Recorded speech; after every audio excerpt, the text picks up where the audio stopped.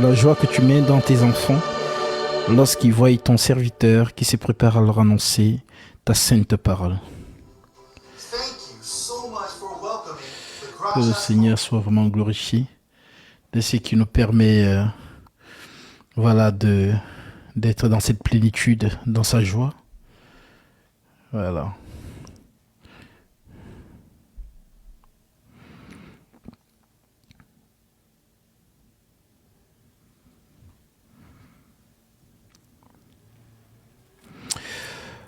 Alors, ma sœur, tu vas nous prendre le psaume chapitre 107, verset 6. Psaume chapitre 107, verset 6. Nous allons commencer par là. Voilà. La parole du Seigneur est vivante, c'est elle qui nous maintient dans l'allégresse, dans la joie.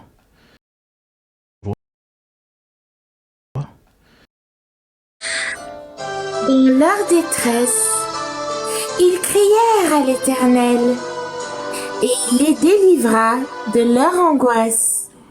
Amen. Dans leur détresse, ils crièrent à l'Éternel, et il les délivra de leur angoisse. Continue. Il les conduisit par le droit chemin pour qu'ils arrivassent dans une ville habitable. Qu'ils louent l'Éternel pour sa bonté et pour ses merveilles en faveur des fils de l'homme. Car il a satisfait l'âme altérée et il a comblé de bien l'âme affamée.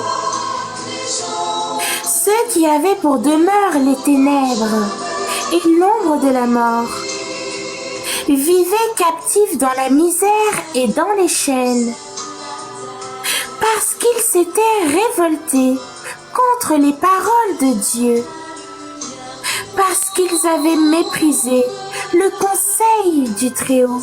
Alléluia.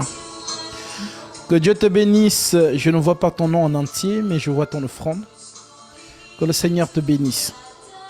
Tu as fait confiance à la parole, parce que la parole te dit que celui à qui l'on enseigne la parole fasse part de tous ses biens, celui qui l'enseigne. Ne vous y trompez pas, on ne se moque pas de Dieu. Ce qu'on homme aura semé, il le moissonnera aussi. Galates 6 à 7. Corrélé à Matthieu 10.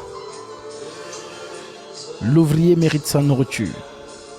En entrant dans la maison, saluez-la. Si la maison se juge digne, que votre paix vienne sur elle. Et si la maison ne se juge pas digne, que votre Père retourne avec vous. Tu en es digne, mon frère ou ma sœur, qui est derrière cette offrande, car le Seigneur met dans ton esprit de faire cette offrande pour prendre ta bénédiction. Alors tu en es digne. Tel que Abraham a acquis les 3 hommes sur son toit, leur a donné à manger, et ils ont laissé la paix dans la maison d'Abraham. Isaac est venu. Ainsi, par l'autorité que Christ nous a confiée, à nous, les ministres de la justice, alors que par cette offrande, le Seigneur t'accorde ce que ton cœur désire, lui qui connaît tes prières et tes doléances, et qui déverse sur toi ses dons spirituels. Au nom de Jésus-Christ, sois béni, mon frère ou ma sœur qui a fait cette offrande sur le lien PayPal. Alors, bien-aimés dans le Seigneur, tout d'abord, je tiens, voilà, encore aussi à m'excuser. Voilà, pour ces jours de silence. J'étais au Cameroun, je suis rentré, voilà, aujourd'hui, enfin hier dans la nuit. Et voilà ma joie de vous retrouver autour de la parole de notre Maître et Seigneur, le Seigneur Jésus-Christ. C'est cette parole qui purifie, qui est pure, qui blanchit nos âmes pour ce jour de gloire que nous attendons tous avec hardiesse. La sœur va nous lire ce verset. Daniel chapitre 12, versets 9 à 10.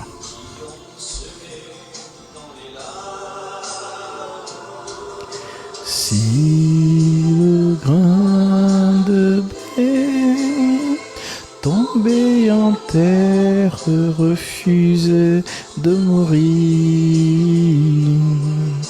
la moisson de... Il répondit: Va, Daniel, car ces paroles seront tenues secrètes et scellés jusqu'au temps de la fin. Plusieurs seront purifiés, blanchis et épurés. Les méchants feront le mal, et aucun des méchants ne comprendra. Mais ceux qui auront de l'intelligence comprendront. Amen. Ceux qui auront de l'intelligence comprendront.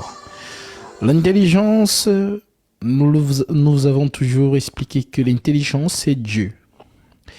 La sagesse également, c'est toujours Dieu. Souvenez-vous toujours que je vous ai toujours enseigné en vous disant, tel que Paul le dit, ma sœur, prenons cette écriture, c'est très important parce que je vous emmène quelque part. Nous sommes ici dans 1 Corinthiens chapitre 2, à partir du verset 12.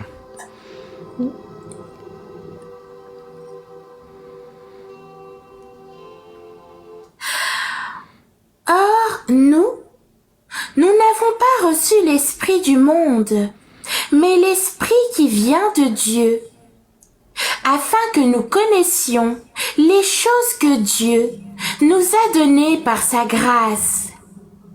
Et nous en parlons, non avec des discours qu'enseigne la sagesse humaine, mais avec ceux qu'enseigne l'esprit, employant un langage spirituel pour les choses spirituelles.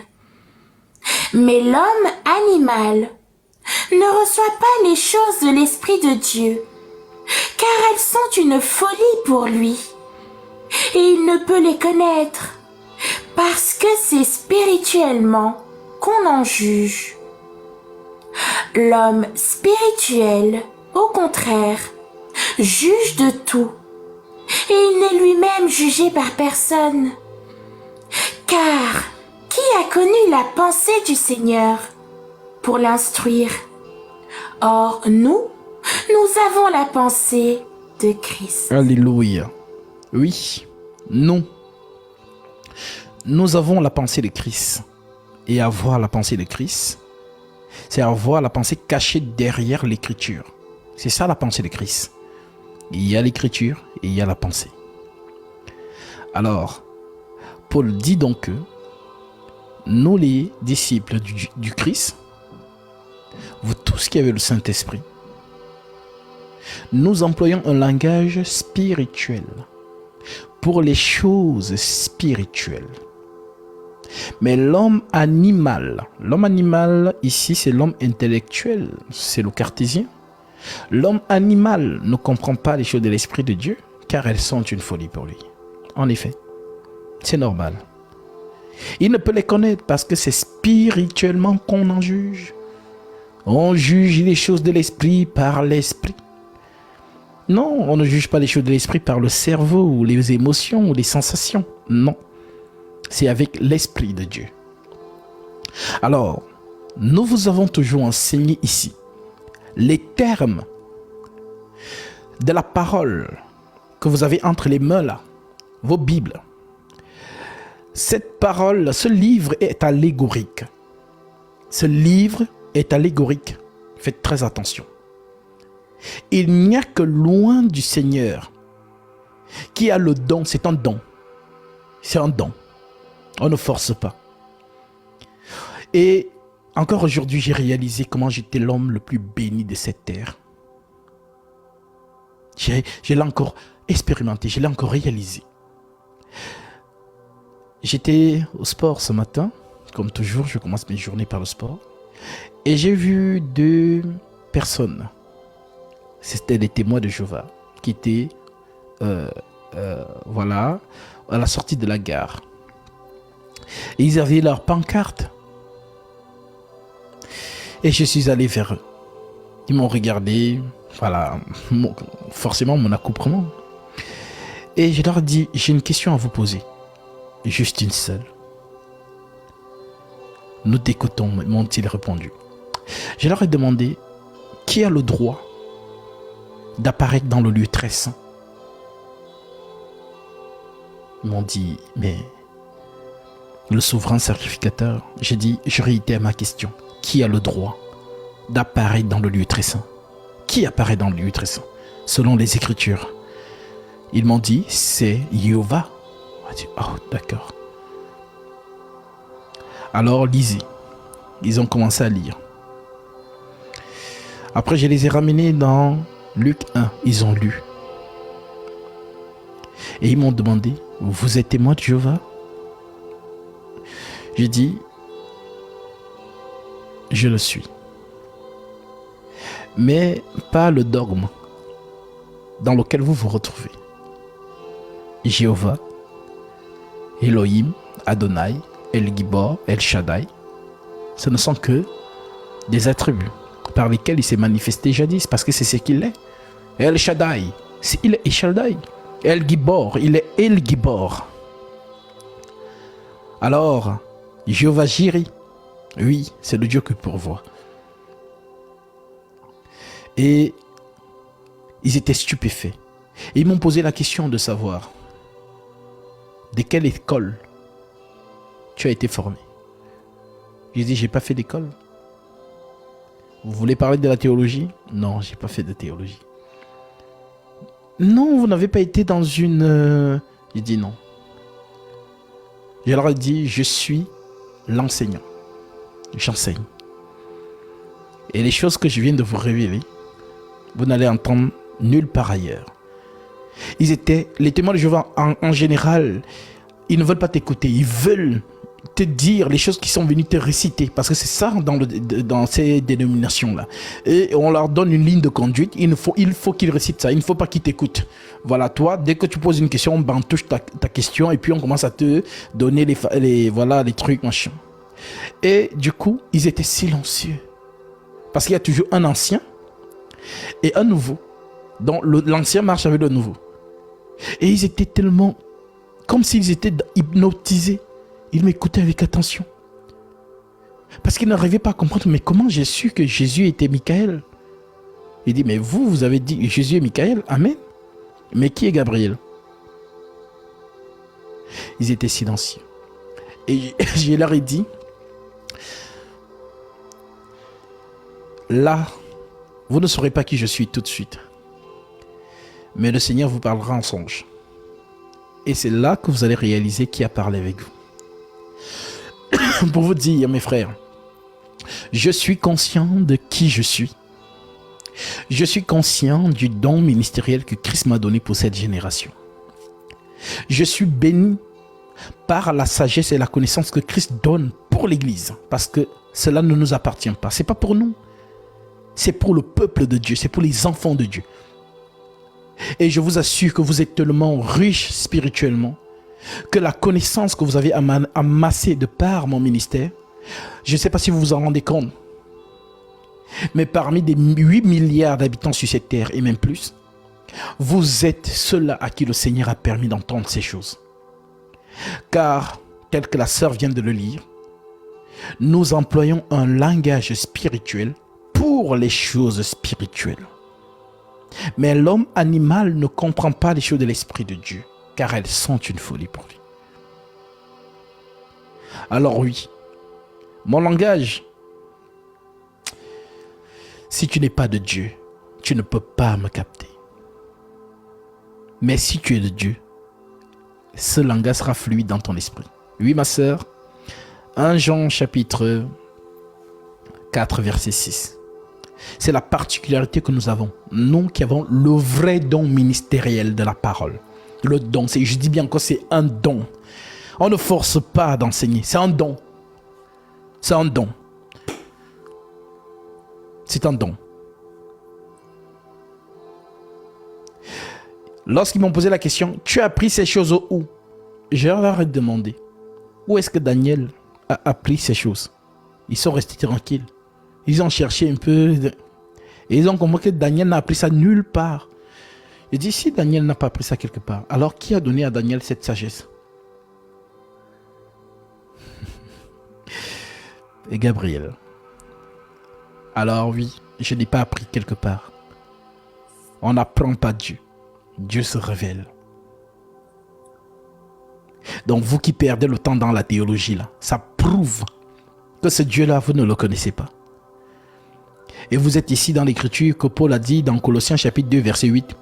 Que prenez garde à vous, que personne ne fasse de vous sa proie par la philosophie ou par une vaine tromperie, s'appuyant sur les traditions des hommes, sur les rudiments du monde et non sur Christ. Oui, beaucoup vous avez le nom du Seigneur à la bouche, mais vous ne le connaissez pas. Et si tu adores quelque chose que tu ne connais pas, tu es un idolâtre. Nous adorons ce que nous connaissons. Car le salut vient des Juifs, dit le Seigneur à la femme samaritaine. Oui, ma sœur? Nous sommes de Dieu. Celui qui connaît Dieu nous écoute. Celui qui n'est pas de Dieu ne nous écoute pas. C'est par là que nous connaissons l'esprit de la vérité et l'esprit de l'erreur. Vous avez entendu.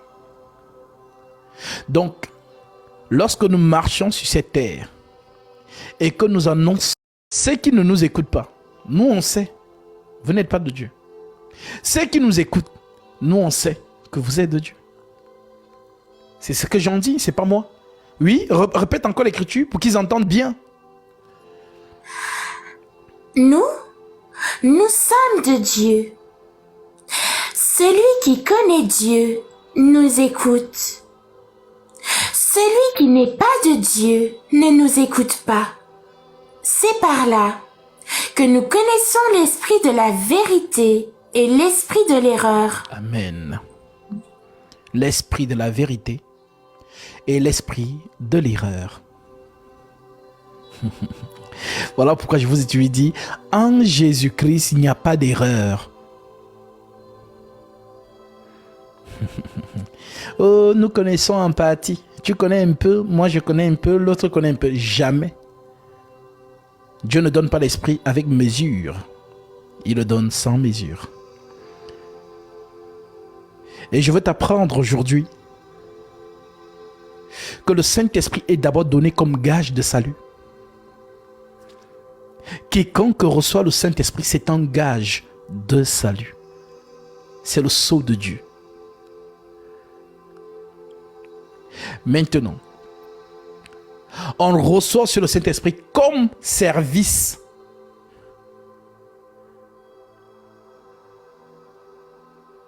Voilà donc pourquoi les 11 se sont levés avec Pierre et ont proclamé la parole ce jour-là. Pourtant, ils étaient 120 dans la chambre haute. C'est moi qui vous ai révélé.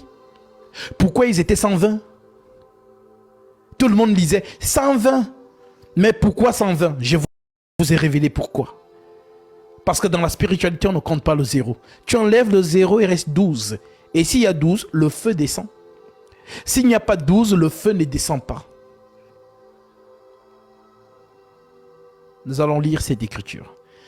Donc vous allez donc comprendre pourquoi. Si Pierre aurait fait l'erreur de dire que, oh, par émotion, oh, vraiment, il y a plusieurs hommes, non. Est-ce que si on ajoute la mère de Jésus, c'est un problème? Si on ajoute Marie de Magdala, est-ce que c'est un problème? En représentant quand même les femmes que Marie de Magdala remplace Judas Iscariote. S'il avait fait l'erreur, le feu ne serait jamais descendu. Parce qu'il aurait contredit le livre des psaumes. David a prophétisé qu'un autre, pas une autre, qu'un autre prenne sa place. Voilà pourquoi Pierre n'a pas parlé avec émotion. On présente deux hommes. Celui qu'on choisit complète. Et ils sont 12. Et comme 12, ils sont 12, le feu descend. Dieu approuve la 12e pierre. Je vais vous apprendre d'où ça sort. Car je ne connais jamais mon public. Je ne sais pas qui le Seigneur a convié aujourd'hui.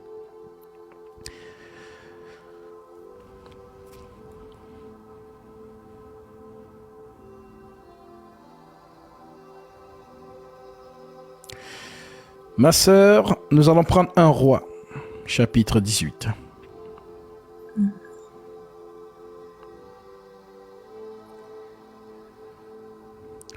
Nous allons prendre à partir du verset, pour vous qui nous suivez dans les commentaires, vérifiez-nous. 1 Roi 18.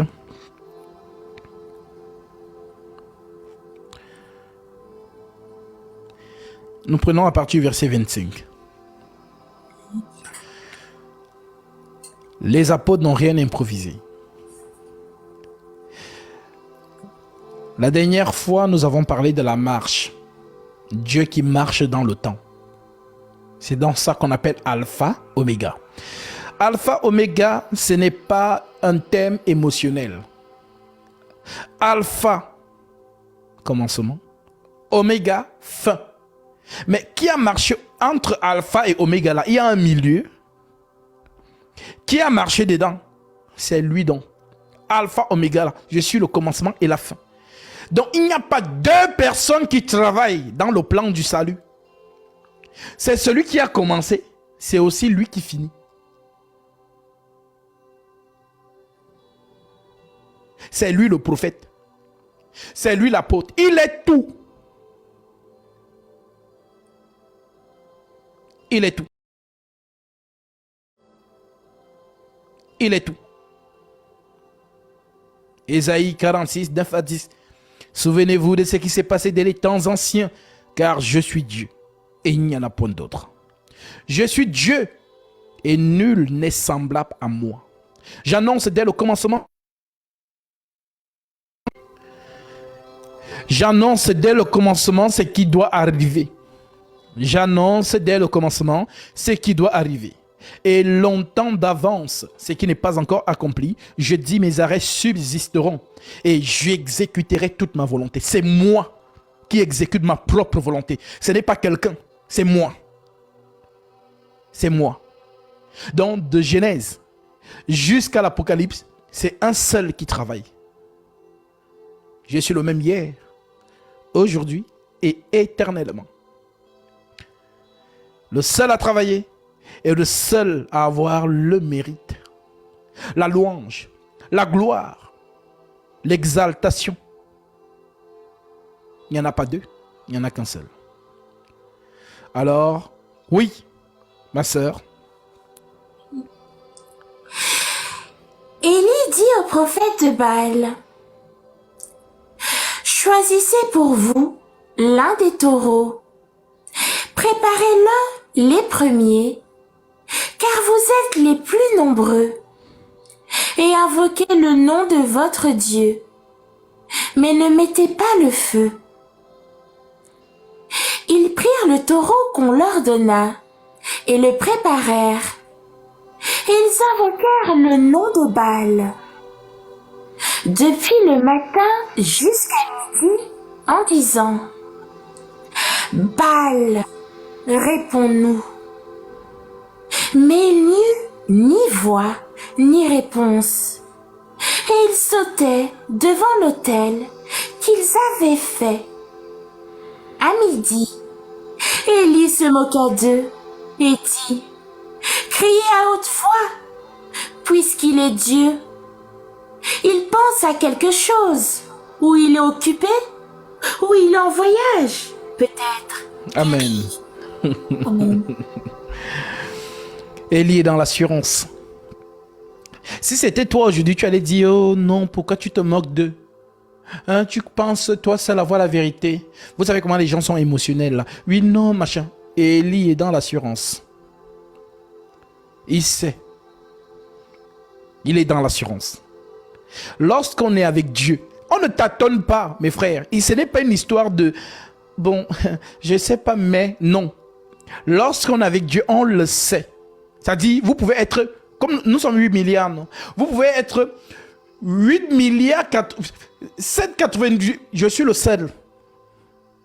Je sais que je suis avec Dieu. Je ne tâtonne pas. C'est pas que j'espère que je suis avec Dieu. Ah, peut-être Dieu avec moi. Pas peut-être, je sais. Voilà la confiance d'Élie devant les 400 prophètes de Baal. Voilà pourquoi il peut se permettre de leur dire, ah, votre Dieu là, peut-être il est en vacances. Criez plus fort. Peut-être qu'il n'entend pas, il dort peut-être. Oui. À midi, Élie se moqua d'eux et dit, à haute voix puisqu'il est Dieu. Il pense à quelque chose, ou il est occupé, ou il est en voyage, peut-être qu'il dort, et il se réveillera. Et ils crièrent à haute voix, et ils se firent, selon leur coutume, des incisions avec des épées et avec des lances, jusqu'à ce que le sang coulât sur eux. Lorsque midi fut passé, ils prophétisèrent jusqu'au moment de la présentation de l'offrande. Mais il n'y eut ni voix, ni réponse, ni signe d'attention. Élie dit alors à tout le peuple, « Approchez-vous de moi. » Tout le peuple s'approcha de lui, et il y rétablit l'autel de l'Éternel. Amen. C'est une précision d'abord. Élie fait quoi? Rétablit l'autel. Élie rétablit l'autel. Comment? Oui. Qui avait été renversé. Il prit 12 pierres d'après le nombre des tribus des fils de Jacob. 12 pierres. 12 pierres. Pas 11. Pas 11, pas 10, pas 8, pas 9, pas 7, 12. S'il n'y a pas 12 pierres, le feu ne descend pas. Pendant que toi, tu vois des pierres derrière chez toi là-bas, hein? Tu vois les grosses pierres là, non? Oui. Non, ce ne sont pas des pierres là qu'on parle. Ici, nous sommes dans les mouvements prophétiques. Oui? Il prit 12 pierres d'après le nombre des tribus des fils de Jacob, auxquels l'Éternel avait dit, « Israël sera ton nom. » Et il bâtit avec ces pierres un autel au nom de l'Éternel. Il fit autour de l'autel un fossé de la capacité de 2 mesures de semences. Il arrangea le bois, coupa le taureau par morceaux et le plaça sur le bois. Puis il dit, « Remplissez d'eau 4 cruches et versez-les sur l'holocauste et sur le bois. » Il dit, « Faites-le une seconde fois. » Et ils le firent une seconde fois. Il dit, « Faites-le une 3e fois. » Et ils le firent une 3e fois. L'eau coula autour de l'autel, et l'on remplit aussi d'eau le fossé. Au moment de la présentation de l'offrande, Élie, le prophète, s'avança et dit, « Éternel Dieu d'Abraham, d'Isaac et d'Israël, que l'on sache aujourd'hui que tu es Dieu en Israël, que je suis ton serviteur et que j'ai fait toutes ces choses par ta parole. Réponds-moi, Éternel, réponds-moi, afin que ce peuple reconnaisse que c'est toi, Éternel, qui es Dieu, et que c'est toi qui ramènes leur cœur. » Et le feu de l'Éternel tomba, et il consuma l'holocauste, le bois, les pierres et la terre, et il absorba l'eau qui était dans le fossé. Quand tout le peuple vit cela, ils tombèrent sur leur visage et dirent, « C'est l'Éternel qui est Dieu! C'est l'Éternel qui est Dieu! » Saisissez les prophètes de Baal, leur dit Élie, qu'aucun d'eux n'échappe. Et ils les saisirent. Élie les fit descendre au torrent de Kison, où il les égorgea. Amen. Alors, c'est un mouvement prophétique. Et la prière d'Élie est très révélateur. Que l'on sache aujourd'hui que tu es Dieu en Israël et que je suis ton serviteur.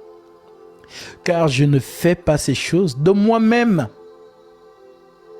C'est par toi que je l'ai fait. Le Seigneur descend. Alors pourquoi ne comprenez-vous donc pas la chambre haute? Pourquoi? Pourquoi vous ne comprenez pas la chambre haute? On vous dit, ils étaient environ 120 personnes.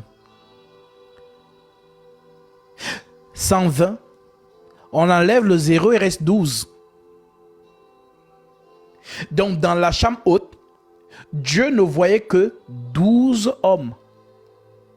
Car dans le dénombrement d'Israël, on ne compte pas les femmes, ni les enfants. Nombre chapitre 1, Nombre chapitre 2. Allez lire. On n'a jamais dénombré les femmes.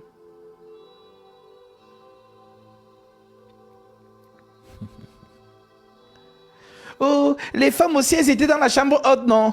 Oh, les femmes aussi ont reçu le Saint-Esprit.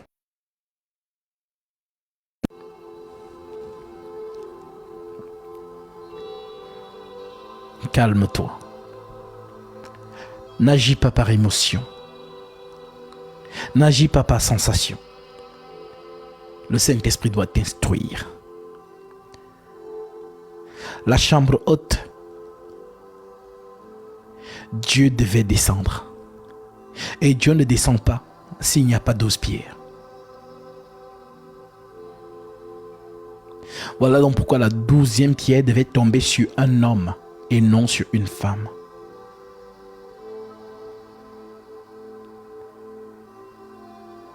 Et pour démontrer que Dieu a approuvé la prière de Pierre, lisons cela, ma soeur, Actes chapitre 1.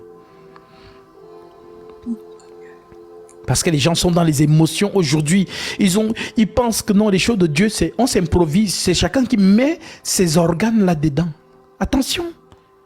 On ne s'improvise pas dans ces choses. On ne parle pas par émotion. Nous sommes dans les mouvements prophétiques. C'est de ça qu'il s'agit.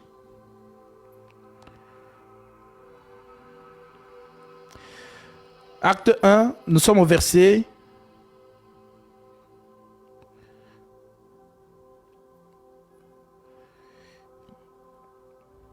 Prends le verset 15. Écoutez bien ce que Pierre dit. Je vous amène quelque part. En ces jours-là, Pierre se leva au milieu des frères. Le nombre des personnes réunies étant d'environ 120.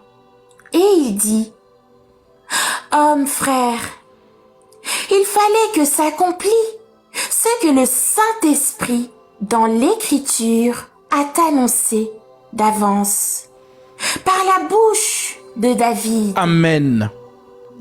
Donc Pierre vous ramène dans les Écritures. Pierre dit que il a fallu que s'accomplisse ce que le Saint-Esprit avait déjà annoncé par David. Est-ce que nous on était là-bas? Non. Donc Pierre n'improvise pas. Pierre est guidé par l'Esprit de Dieu.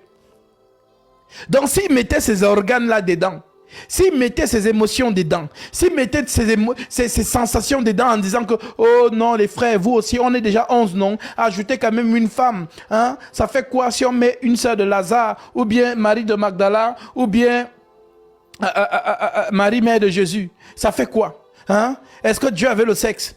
Hein, l'esprit n'a pas de sexe. Voilà, on est ni juif ni grec, il n'y a plus ni homme ni femme. Donc si on donne ça à Marie, ça fait quoi? Vous entendez ce discours dehors là-bas, non? Voilà, c'est de ça qu'il s'agit. On les appelle les émotionnels. Et souvenez-vous toujours que quiconque parle par émotion et ne s'appuie pas sur l'écriture, c'est Satan qui parle. Un jour, l'homme le plus proche de Jésus a dit à Jésus, Jésus lui dit, ah vraiment, je vais mourir. La prophétie dit que je vais mourir. La loi dit que je vais mourir. Les prophètes disent que je vais mourir. Les psaumes disent que je vais mourir. La loi dit que je vais mourir. Et l'homme lui a dit, non Seigneur, à Dieu ne plaise, cela ne t'arrivera pas. Mais le Seigneur, c'est le premier fidèle à sa propre parole. Il a compris que non, s'il me dit que cela n'arrivera pas, ça veut dire donc qu'il contredit la prophétie parce que selon la prophétie, ça doit arriver.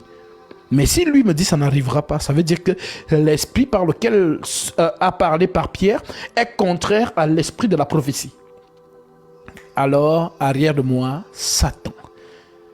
Car tes pensées ne sont pas les pensées de Dieu, mais celles des hommes. Alors je vous engage, peu importe où vous vous trouvez, n'écoutez jamais les discours mielleux, émotionnels. Satan travaille là-dedans. Et ça séduit. Parce que le corps n'est qu'émotion. C'est un corps de sensation. Allez demander à Fally Ipupa quand il chante pourquoi les femmes se déshabillent. Allez lui demander ça. Tu vois les femmes hystériques, elles enlèvent même leurs sous-vêtements, elles jettent sur le podium. Fally, prends-moi cadeau. C'est quoi? C'est la chair. Allez demander quand Beyoncé fait les concerts, pourquoi les gens tombent voilà, dans les pommes, ainsi de suite. Les gens sont hystériques. Pourquoi? La chair. Alors comment pouvez-vous, frères et sœurs en Christ, mettre votre confiance dans la chair? Vous faites ça comment? Vous faites ça comment? Surtout les femmes. Elles sont toujours dans les émotions. Faites attention. La guerre est rude. La guerre est rude entre les ténèbres et la lumière. Elle est d'une force. Vous ne pouvez pas vous en rendre compte. Donc, tous ceux qui sont dans les émotions là, vous êtes séduits.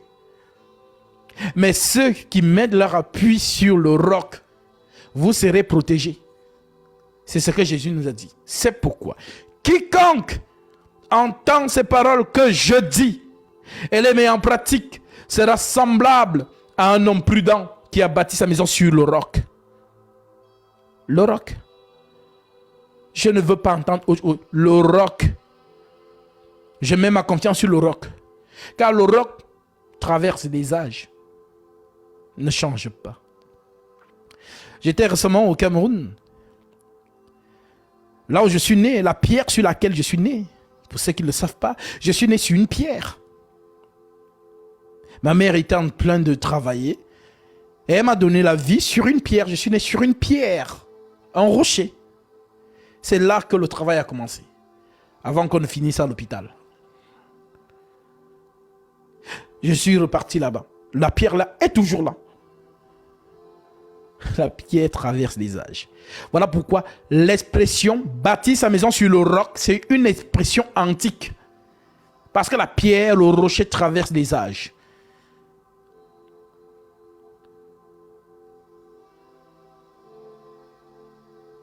Donc, il est le même hier, aujourd'hui, éternellement. Les gens pensent qu'on parle de... On parle de l'écriture. L'écriture ne change pas. Elle est la même hier. Elle est la même aujourd'hui.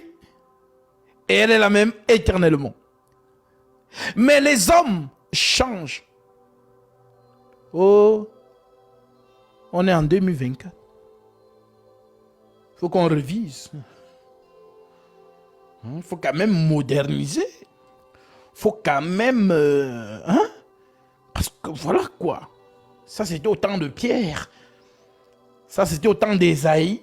Nous sommes maintenant au temps d'eux. C'est Satan qui prêche comme ça. Le roc ne bouge pas. Et l'apôtre Paul dit encore, ne déplacez pas les bornes anciennes. Ne déplacez pas les bornes anciennes. J'insiste dessus. Parce que je vais éveiller votre lanterne. Tel que Pierre le disait. Bien que je sache qu'il y a des choses que vous connaissez déjà, je ne cesserai point de vous réitérer les mêmes choses. Pour que ce soit imprégné en vous. Avant que je ne quitte cette tente. Car je sais que je la quitterai subitement, dit Pierre. Que l'écriture soit toujours ton baromètre. L'émotion, n'écoute pas ça. Non, tu sais, vraiment, l'écriture. Sois toujours du côté de l'écriture. Et souviens-toi toujours du prophète Jérémie. Jérémie 17,5. Maudit soit l'homme qui se confie dans l'homme. Et qui prend sa chair pour son appui. et détourne son cœur de l'Éternel, le rocher. Toi, tu laisses le rocher pour suivre l'homme. Ah, ma chérie, tu es perdu. À coup sûr. Mon ami, tu es perdu à coup sûr. Voilà pourquoi si vraiment cette attitude est en vous et est pleinement, aucun homme ne va vous séduire. Vous ne serez pas des fanatiques des hommes. Vous serez des fanatiques de l'écriture. Tu enseignes, oui, mais nous te vérifions. Si tu parles par émotion et que tu n'appliques pas ce qui est écrit, je ne t'écoute pas. Cela nous permettra d'être enracinés sur l'écriture et non pas sur les hommes. Souvenez-vous, Paul l'a dit, que tout homme soit considéré pour menteur. Seul Dieu pour vrai. Donc l'homme c'est un menteur. Dieu seul est vérité. Et Dieu c'est l'écriture. Dieu c'est l'écriture, j'insiste dessus. Dieu c'est l'écriture. Dieu c'est l'écriture. Tout homme menteur, Dieu vrai. Si tu pars déjà sur cette base, alors tu ne m'écouteras pas avec tes deux oreilles. Tu vas m'écouter avec les Écritures. Voilà pourquoi lorsque nous vous enseignons toujours avec référence scripturaire. Je dis une chose, je soutiens ça avec l'Écriture. Et tu es dans ton droit de dire Gatsby, c'est écrit où? Tu es dans ton droit.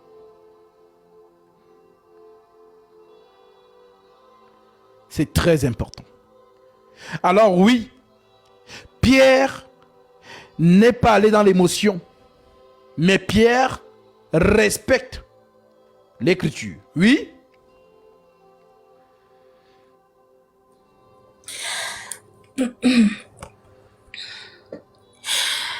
Homme frère, il fallait que s'accomplisse ce que le Saint-Esprit, dans l'Écriture, a annoncé d'avance, par la bouche de David, au sujet de Judas, qui a été le guide de ceux qui ont saisi Jésus.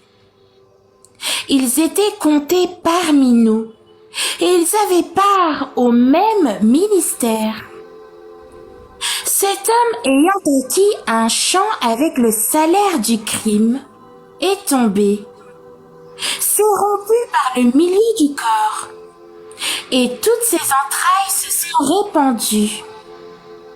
La chose a été si connue de tous, les habitants de Jérusalem, que ce champ a été appelé, dans leur langue, Akadéma, c'est-à-dire champ du sang. Or, il est écrit dans le livre des psaumes que sa demeure devienne déserte et que personne ne l'habite et qu'un autre prenne sa charge. Une autre prenne sa charge? Qu'un autre prenne sa charge. Qu'un autre prenne sa charge. Pas une autre. Il n'y a pas de femme dans le ministère de la parole. Ça n'existe pas. Quiconque vous dit ça, c'est le diable, c'est l'ennemi. Mais comme vous êtes dans les émotions, continuez. Continuez dans les émotions. Continuez dans les émotions. L'écriture. Qu'un autre prenne sa charge. Qu'un autre prenne sa charge. Pas une autre. Oui?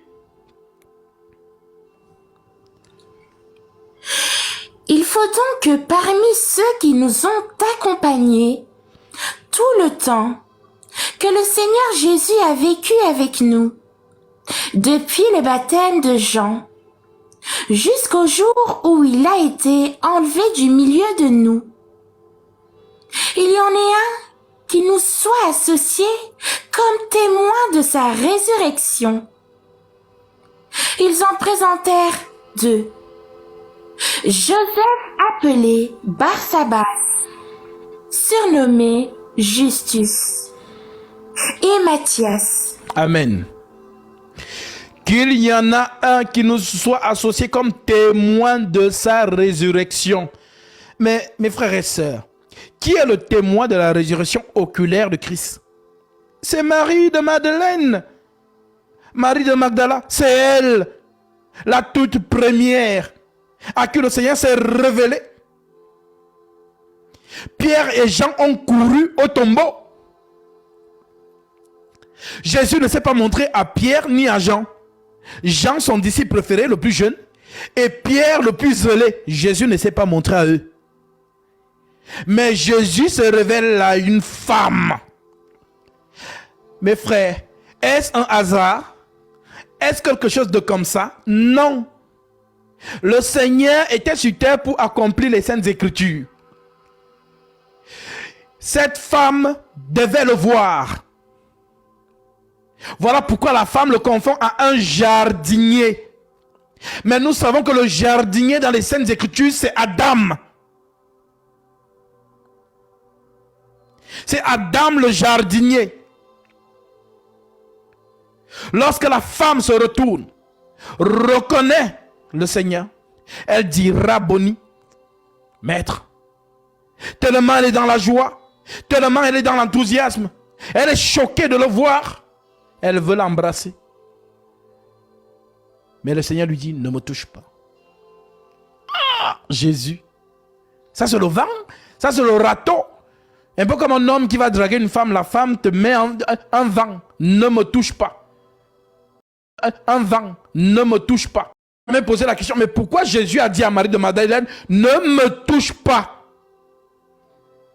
Elle était dans la joie de le voir. Hein, femme, tu ne t'es jamais posé cette question? Pourquoi il a dit, ne me touche pas? Ne me touche pas. Car je ne suis pas encore monté vers mon Père, qui est votre Père. Vers mon Dieu, qui est votre Dieu. Mais quelque temps après, il apparaît devant les apôtres. Le même dit encore aux apôtres, touchez-moi. Eh, Jésus, hein? Touchez-moi. Touchez-moi. Les apôtres le touchent. Le touchent. Mais à Marie, il a dit, ne me touche pas. C'était un mouvement prophétique concernant Adam et Ève. C'est tout.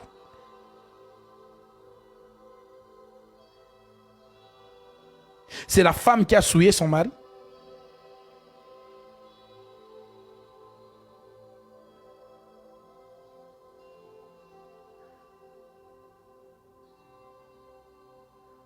Voilà donc pourquoi elle ne devait pas toucher le Seigneur. La souillure. Mais lorsqu'elle arrive devant les frères, il leur dit, premier réflexe, touchez-moi. Touchez-moi. Je vais dire cette écriture.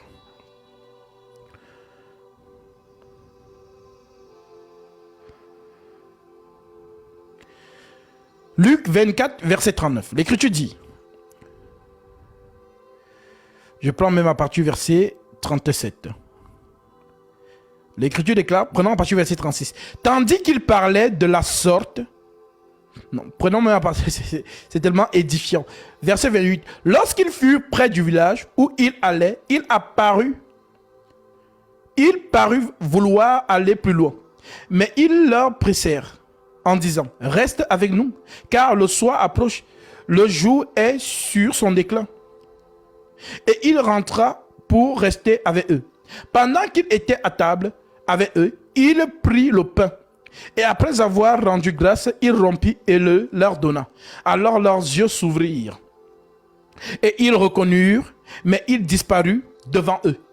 Tac! Oui, sorcellerie, appelez ça comme vous voulez. Genre, je suis avec vous et il disparaît. Voilà, c'est ça qu'ils ont vécu là. Voilà. Et ils dirent l'un à l'autre, notre cœur sera brûlé. Notre cœur ne brûlera-t-il pas au-dedans de nous? Lorsqu'il nous parlait en chemin et nous expliquait les Écritures. Donc quand Jésus parlait, il sentait un feu. Mais l'homme, si il parle comme Jésus, j'ai peur de lui demander si c'est lui. Mais il a quelque chose que le maître avait quand il nous parlait.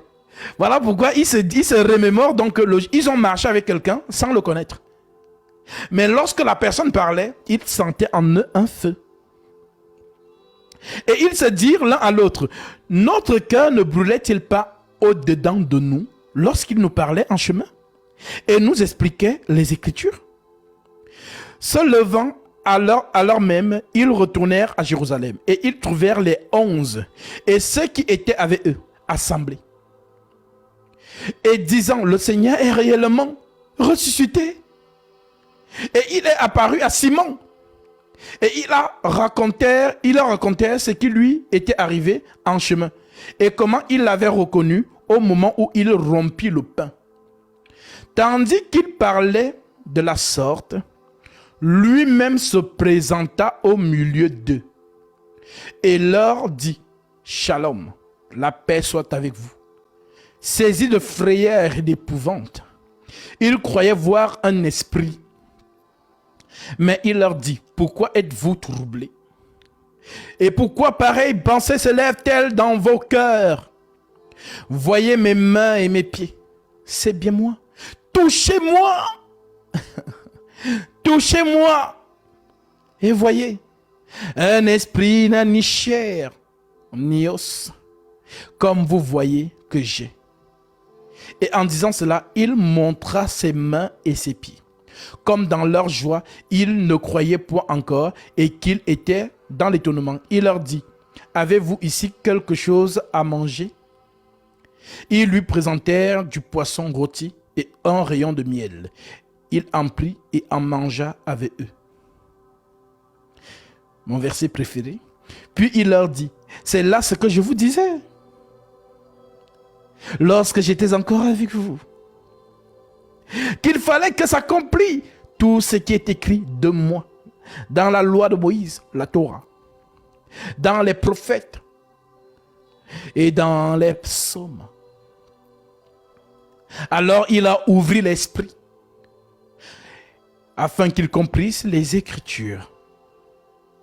Et il leur dit, ainsi il est écrit que le Christ souffrirait et qu'il ressusciterait des morts le troisième jour, et que la repentance et le pardon des péchés sera prêché à son nom à toutes les nations. La repentance et le pardon des péchés sera prêché. Mais Gatsby, on a dit que non, Jésus est mort sur la croix, tu crois c'est bon, non?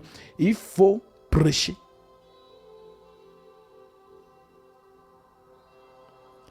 Il a travaillé.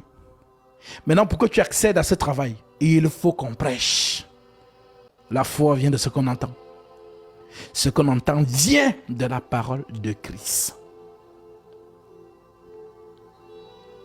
Et comment prêcheront-ils s'ils ne sont pas envoyés? Donc, pour que tu crois, il faut que Jésus envoie. Alors l'amour de Dieu sur la terre des hommes pour toi, c'est que tu rencontres le chemin de son disciple. Si tu ne rencontres pas son chemin, tu n'es pas sauvé. Car il y a plusieurs chemins sur la terre. Matthieu 7, verset 13. Large est le chemin. Spacieux est la porte qui mène à la perdition. Il y en a beaucoup qui entrent par là. Étroite est la porte. Resserrez le chemin qui mène à la vie. Il y en a peu qui les trouvent. Ce ne sont pas mes dires, c'est Jésus lui-même qui dit ça. Étroite est la porte. Il parle en parabole. C'est profond, mais les gens, ils survolent. Quand vous lisez les Écritures, ne lisez pas pour qu'on dise que vous lisez comme une journaliste. Ce n'est pas un concours de qui sait lire. Savourez la moindre virgule. Étroite est la porte. Étroite est le chemin. Resserré est le chemin. Étroite est la porte qui mène à la vie. Il y en a peu qui les trouvent. Alors il nous parle de deux portes. La porte qui mène à la perdition. Le chemin qui mène à la perdition. Et il nous parle de la porte qui mène à la vie. Et le chemin qui mène à la vie. Maintenant, il dit que le chemin qui mène à la perdition, beaucoup trouvent ce chemin. Beaucoup. C'est ce qu'il a dit. Large est la porte, spacieux le chemin qui mène à la perdition. Il y en a beaucoup qui entrent par là. Mais étroite est la porte. Resserré le chemin qui mène à la vie. Il y en a peu qui les trouvent. Peu. Ma sœur, as-tu trouvé le chemin? Mon frère, as-tu trouvé la porte?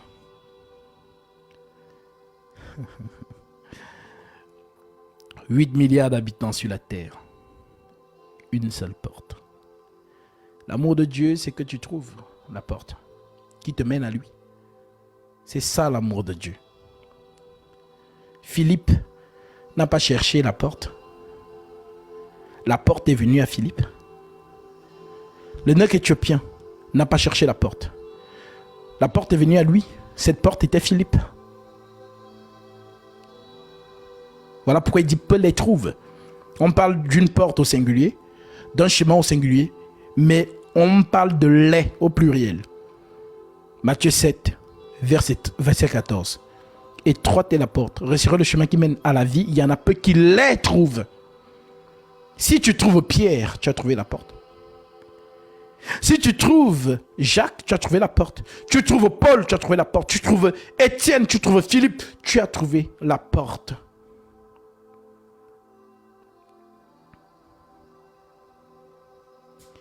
Les choses de Dieu. Le Seigneur connaît ses enfants. Le Seigneur connaît ses enfants. Et ses enfants trouveront le chemin. Tôt ou tard. Même si actuellement que je suis en train de prêcher là, ils sont encore renfermés dans des systèmes d'abnégation, dans des croyances, les organisations mondaines.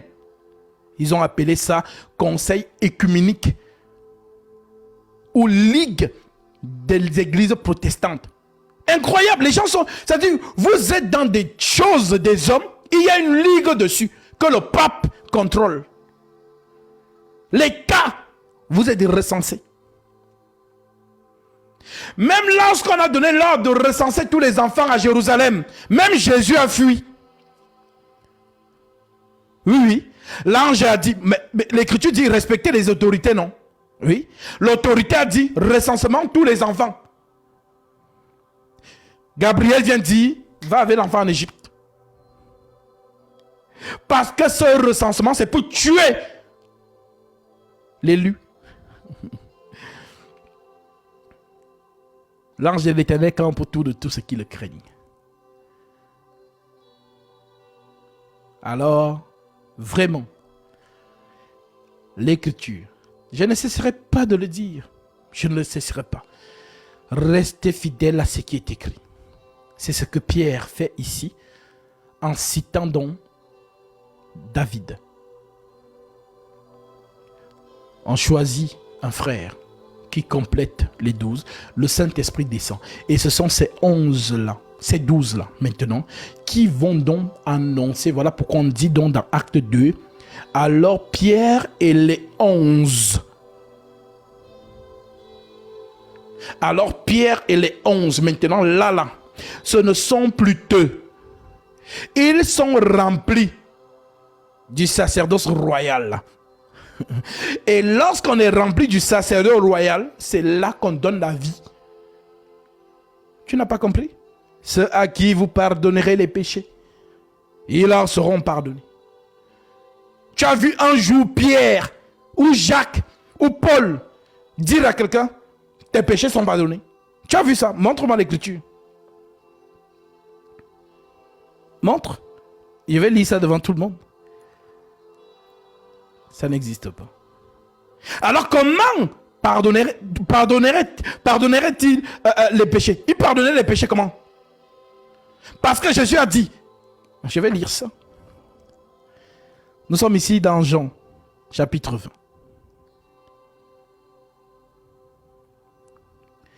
Jean 20. Je prends le verset 22. Je prends même à partir du verset 20 pour la meilleure compréhension. L'Écriture dit,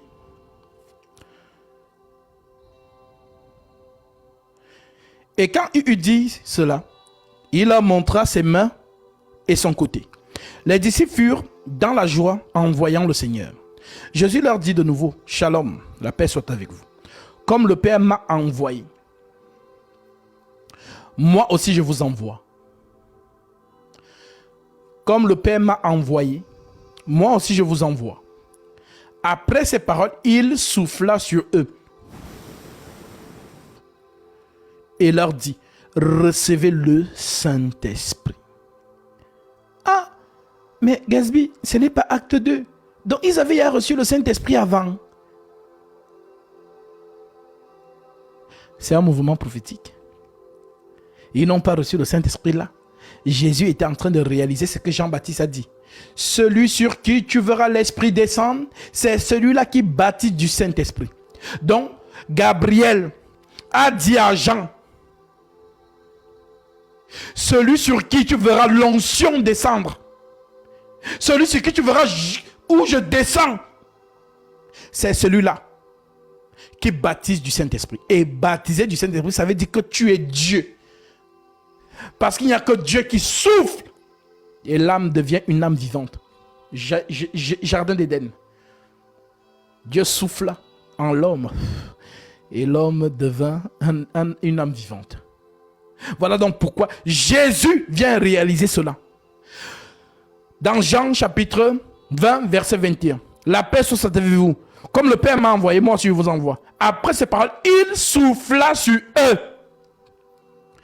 Et dit, recevez le Saint-Esprit. Maintenant, écoutez les paroles suivantes. Verset 23. Ceux à qui vous pardonnerez les péchés, ils leur seront pardonnés. Ceux à qui vous les retiendrez, ils leur seront retenus. Maintenant, humblement, montre-moi où tu as vu un apôtre dans les Écritures dire à quelqu'un, tes péchés sont pardonnés.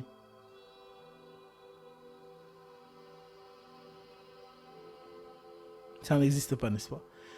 Alors, qu'est-ce que Jésus leur a dit en réalité? Pardonner les péchés, c'est annoncer la parole. Et lorsque tu crois en cette parole, tu es baptisé. C'est pendant le baptême qu'on pardonne tes péchés. Repentez-vous et que chacun de vous soit baptisé au nom de Jésus-Christ pour le pardon de vos péchés. Et vous recevrez le don du Saint-Esprit.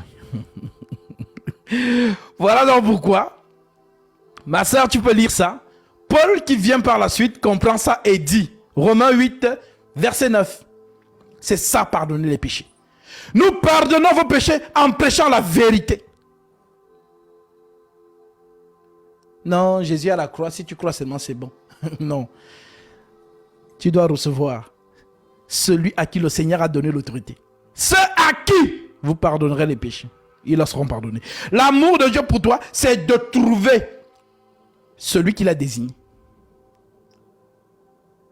C'est ça. Beaucoup enseignent. Beaucoup disent qu'ils sont prédicateurs. Mais est-ce que c'est celui que Dieu a désigné? Paul a parlé des gens qui se sont bien prêchés en leur temps. Je vais vous montrer les Écritures. Comment ces gens-là renversaient la foi de certains. Pourtant, ils avaient cru. Hein? Je vais vous montrer les versets. Oui, ma soeur. Pour vous, vous ne vivez pas selon la chair, mais selon l'esprit. Si du moins, l'esprit de Dieu habite en vous.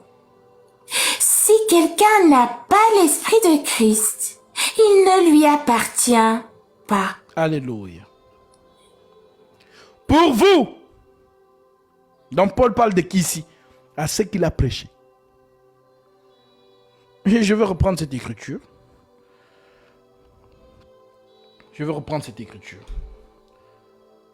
Vous devez comprendre ces choses dans les dimensions les plus célestes. Le véritable évangile. Romains 8. C'est ça le pardon des péchés. Romains 8, verset 1.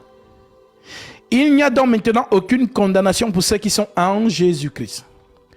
En effet, la loi de l'esprit de vie en Jésus-Christ m'a affranchi de la loi du péché et de la mort. Car chose impossible à la loi, parce que la chair la rendait sans force. Dieu a condamné le péché dans la chair. Dieu a condamné le péché dans la chair. Dieu a condamné le péché dans la chair. Voilà. Tu vois la chair que tu portes là? Oui, oui. Dieu a condamné le péché dans la chair. Voilà pourquoi l'homme aura toujours les faiblesses. Maintenant, Paul continue en te disant: car chose impossible à la loi, parce que la chair la rendait sans force. Dieu a condamné le péché dans la chair, en envoyant à cause du péché son propre fils dans une chair semblable à celle du péché. Donc Jésus a porté le même corps que toi, mais différent. Quand toi tu vois une belle femme passer, même moi, je vais regarder. Parce que ma chair est faible. Elle est belle. Ma chair. Et cette femme est capable de me séduire. C'est à moi de fuir. Fuyez les impudicités. Mais Jésus va voir la même femme. Rien. Parce que sa chair n'est pas du péché. Moi, je suis né par une relation sexuelle entre mon père et ma mère. Je suis né dans le péché. Comme toi, tu es né dans le péché. Voilà donc pourquoi toute personne née du corps adamique, parce qu'Adam c'est lui notre ancêtre. Toute personne née du corps adamique manifestera toujours la faiblesse. Si vous voyez un homme qui se montre à vous en vous faisant croire que non, lui, il n'a pas de faiblesse du corps, c'est un menteur, ça n'existe pas. C'est que cette personne, c'est Jésus. Ne cherchez pas de midi à 14h.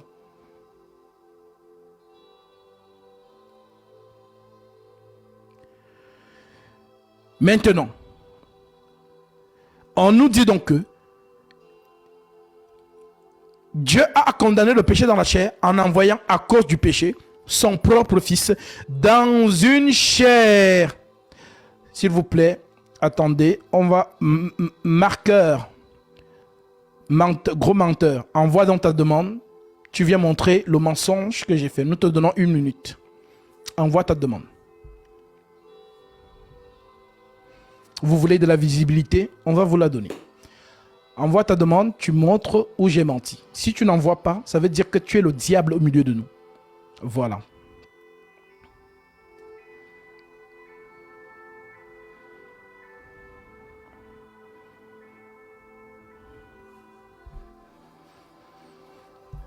Oui, nous t'écoutons. Shalom mon frère.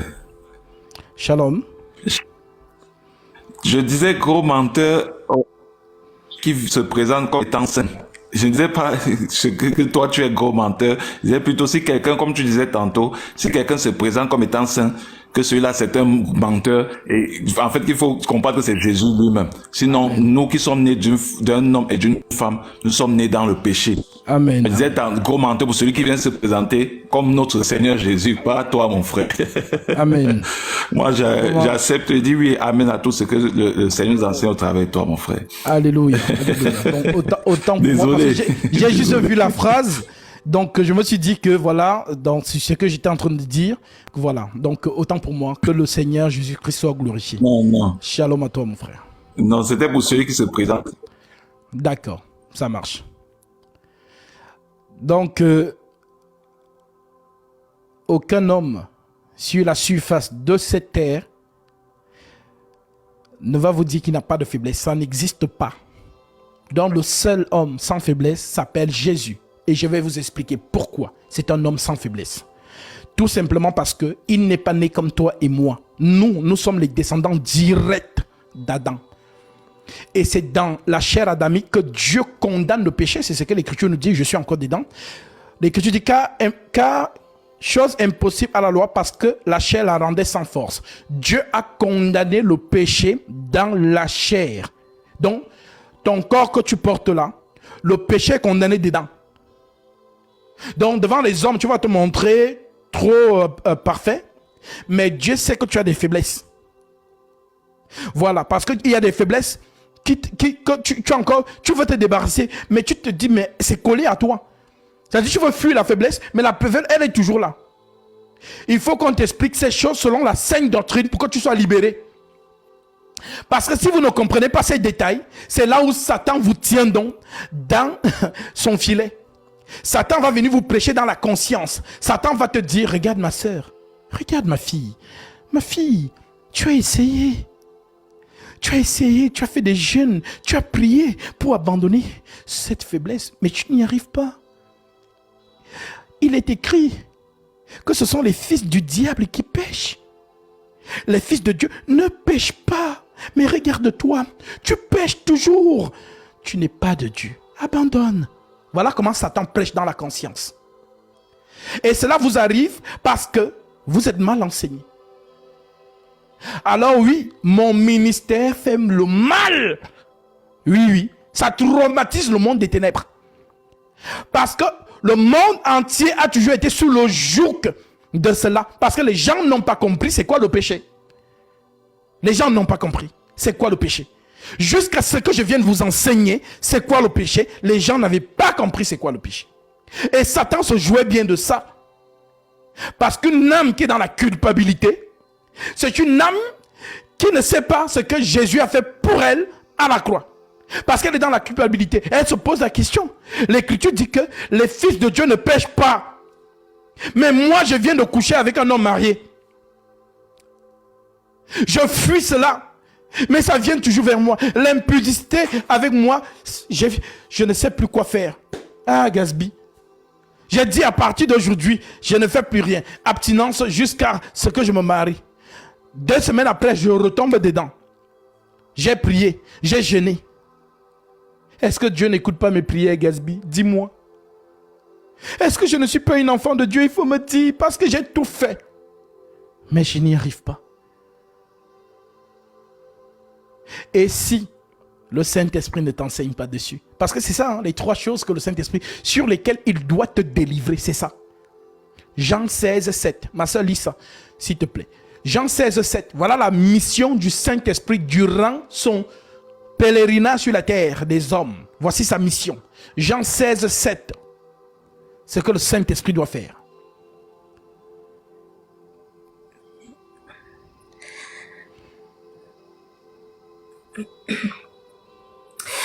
Cependant, je vous dis la vérité. Il vous est avantageux que je m'en aille. Car si je ne m'en vais pas, le consolateur ne viendra pas vers vous. Mais si je m'en vais, je vous l'enverrai.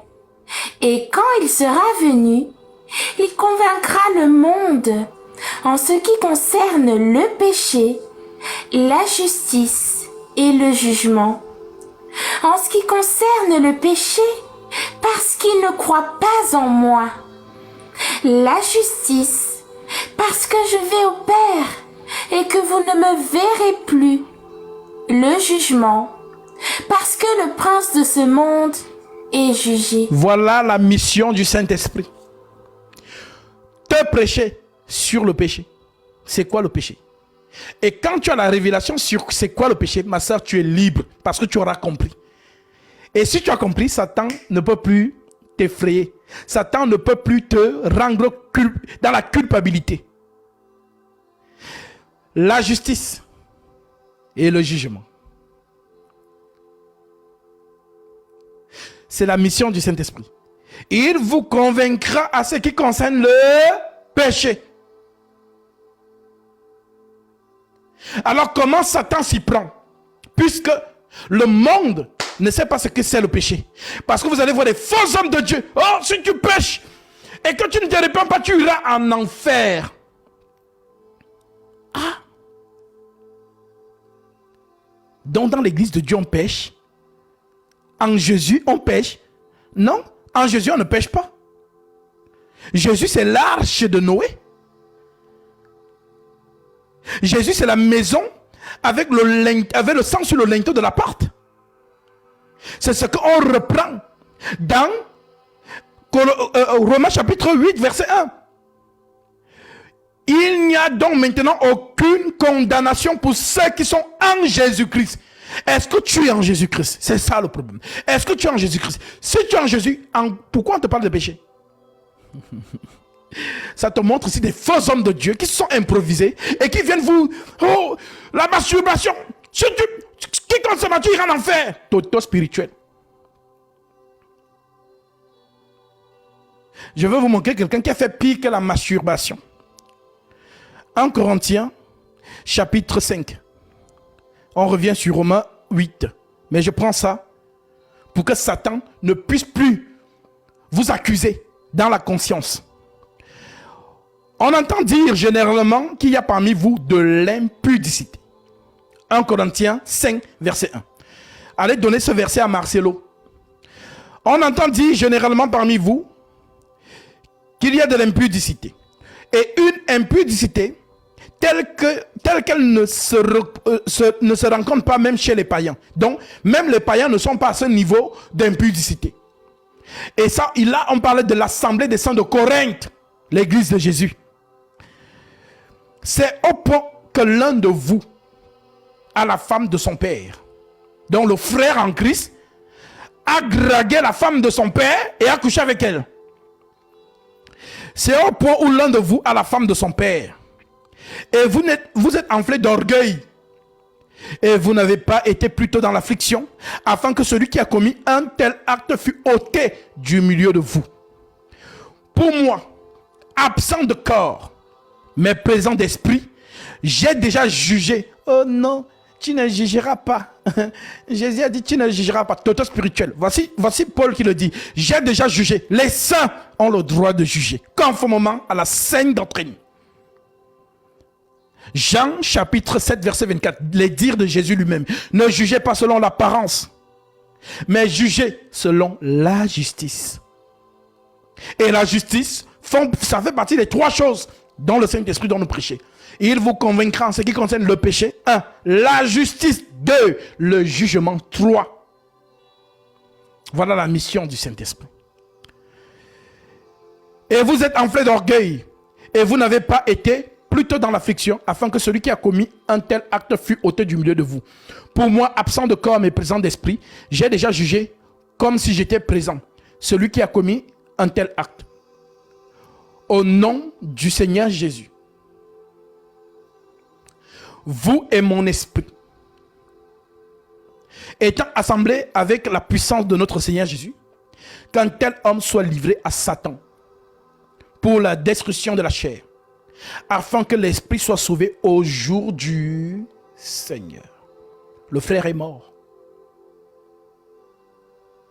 C'est arrivé comme Pierre, les mots qu'il a prononcés sur Ananias et Saphira, sa femme. Ils sont morts sur le coup. C'est arrivé aussi à celui-ci. Maintenant, Paul vous dit que ce frère est mort quant à la chair. La chair est vouée à Satan. Car la chair et le sang n'hériteront pas du royaume des cieux. Mais l'esprit est sauvé. C'est ça donc en Jésus-Christ. En Jésus, on ne pêche pas. En Jésus, on ne pêche pas, ma soeur. C'est la bonne nouvelle que je t'annonce, mon frère. En Jésus, on ne pêche pas. On ne pêche pas en Jésus. Le péché, c'est ceux qui sont extérieurs à Jésus. Ceux qui sont dans l'arche n'ont pas péri pendant le déluge. Ils étaient dans l'arche. Ceux qui sont hors de l'arche, c'est eux qui ont péri. Ceux qui étaient dans la maison avec le sang sur le linteau de la porte n'ont pas péri. Mais ceux qui n'avaient pas le sang sur la porte ont péri. Dieu parle tantôt d'une manière, tantôt d'une autre, mais là on y prend point garde. Donc, que ce soit l'arche de Noé, que ce soit le sang sur le linteau de la porte, n'étaient que des préfigurations des mouvements prophétiques qui se réalisent en Jésus. Alors Paul, qui est un prédicateur de la nouvelle alliance, inspiré du Saint-Esprit, vous dit donc dans Romains chapitre 8, verset 1, Il n'y a donc maintenant aucune condamnation pour ceux qui sont en Jésus-Christ. En effet, la loi de l'esprit de vie en Jésus-Christ m'a affranchi de la loi du péché et de la mort. La loi de l'esprit en Jésus-Christ m'a affranchi de la loi du péché et de la mort. Car chose impossible à la loi, parce que la chair la rendait sans force. En d'autres termes, quiconque est de la chair ne peut pas pratiquer la loi. C'est impossible.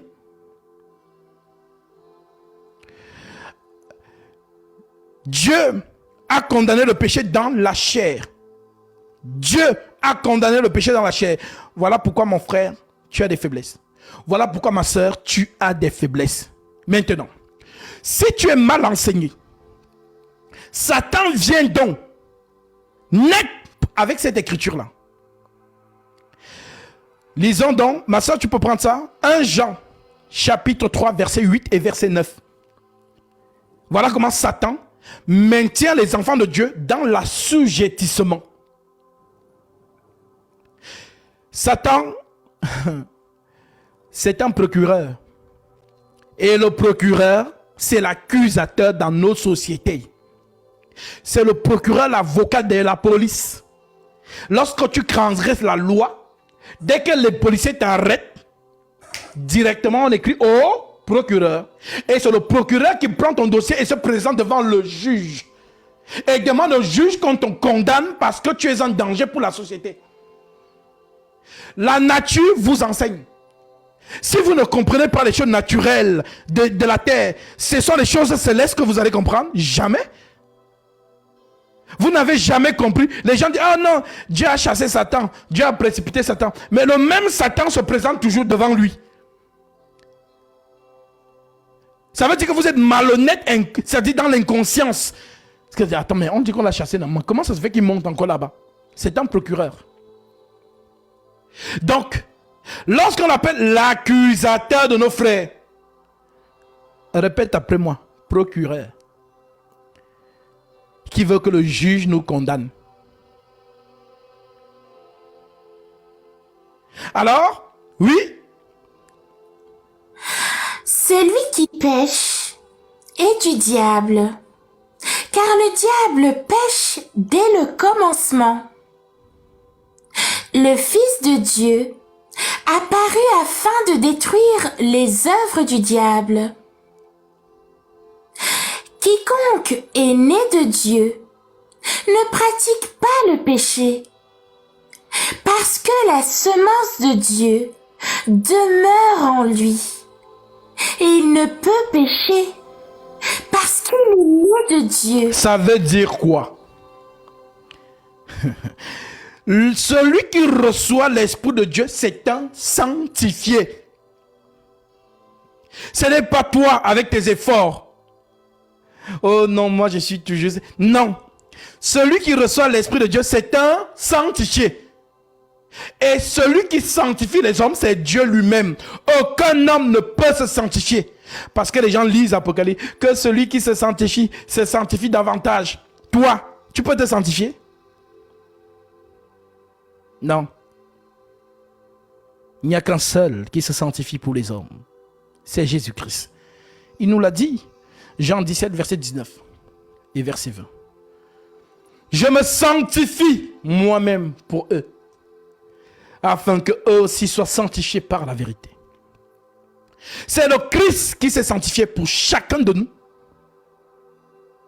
Voilà pourquoi celui qui a sa semence, c'est un justifié. Et si tu es justifié, qui te condamnera?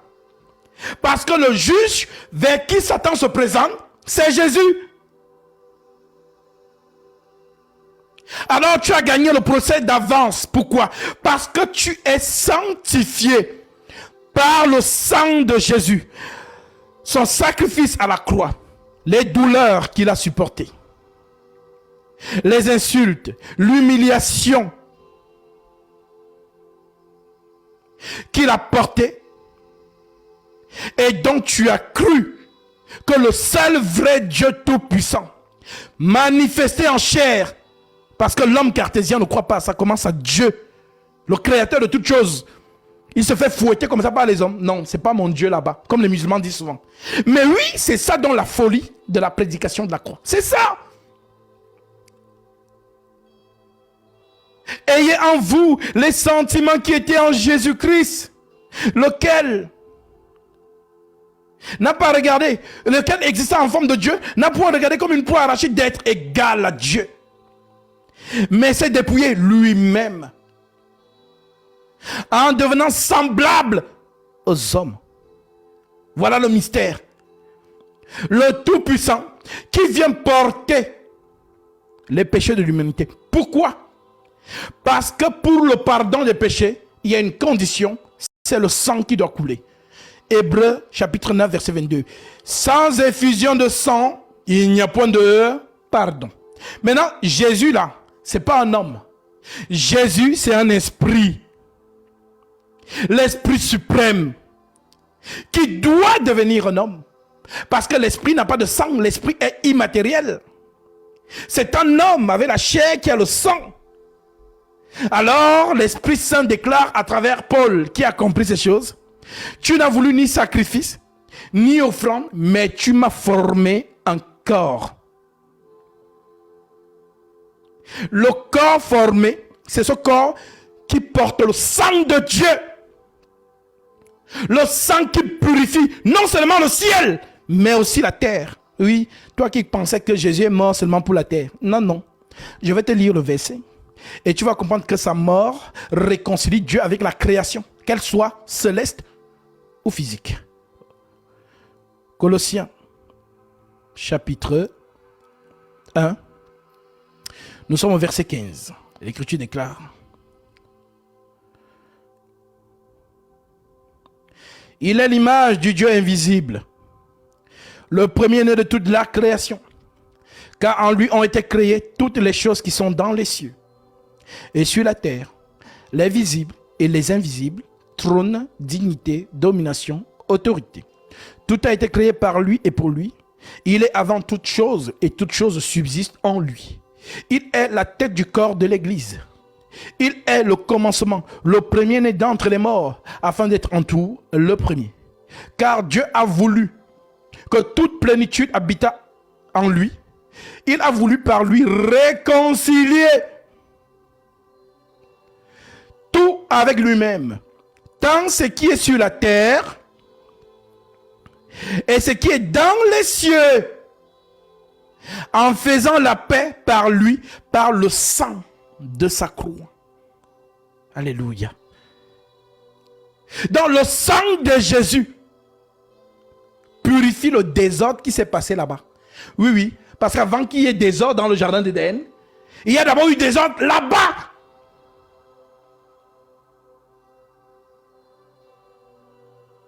C'est là-bas qu'il y a eu rébellion. Le scénario des cieux se répercute sur la terre. Vous ne comprenez rien. Ézéchiel 28. Tu étais parfait dans toutes tes voies, jusqu'à celui où l'iniquité s'est trouvée en toi. Je te précipite et je fais sortir du milieu de toi un feu qui te dévore. C'est le même scénario du jardin d'Éden. Le même Dieu revient avec la même parole mais différente. Je mettrai inimitié entre toi et la femme, entre ta postérité et sa postérité. Celle-ci t'écrasera la tête, mais toi tu lui blesseras le talon. Donc là-bas au ciel, c'est un feu qui doit le dévorer. Sur la terre, c'est un fils qui doit écraser sa tête. Vous avez compris? Alors oui, ce sang de Jésus-Christ vous rend invisible au jugement. Le sang de Jésus vous rend invisible au jugement. Retiens-le aujourd'hui, ma soeur, mon frère, toi qui n'as pas encore capté ces choses. Le sang de Jésus te rend invisible au jugement. Maintenant que vous avez compris cela, nous revenons dans Romains 8. Il n'y a donc maintenant aucune condamnation pour ceux qui sont en Jésus-Christ. En effet, la loi de l'esprit de vie en Jésus-Christ m'a affranchi de la loi du péché et de la mort. Car chose impossible à la chair, parce que chose impossible à la loi, parce que la chair la rendait sans force. Dieu a condamné le péché dans la chair, en envoyant à cause du péché son propre fils dans une chair semblable à celle du péché, dont Jésus a porté un corps. Mais son corps n'était pas adamique. S'il avait porté un corps adamique, c'est que lui aussi allait être séduit par les belles femmes.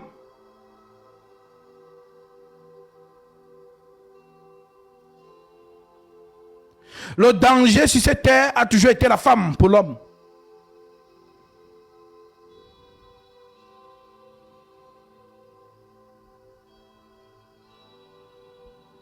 Plus elle est belle, plus il faut faire attention. Demandez à Samson, il va vous dire. Demandez à Salomon. Demandez à Akab. Et l'ennemi sait que la faiblesse de l'homme a toujours été la femme. Donc même lorsque vous êtes dans l'assemblée, une sœur magnifique, belle, si elle-même n'est pas concentrée, peut devenir une occasion de chute, car l'ennemi peut passer par elle.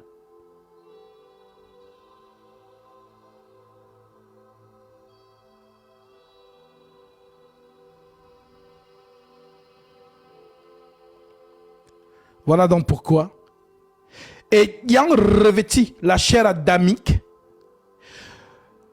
nous sommes sujets à la faiblesse. Tous ceux qui sont sortis d'Adam sont sujets à la faiblesse. C'est ce que Paul vous explique. Car chose impossible à la loi, parce que la chair la rendait sans force. Dieu a condamné le péché dans la chair, en envoyant à cause du péché son propre fils dans une chair semblable à celle du péché. Semblable. Donc le corps que Jésus a porté, c'est l'esprit.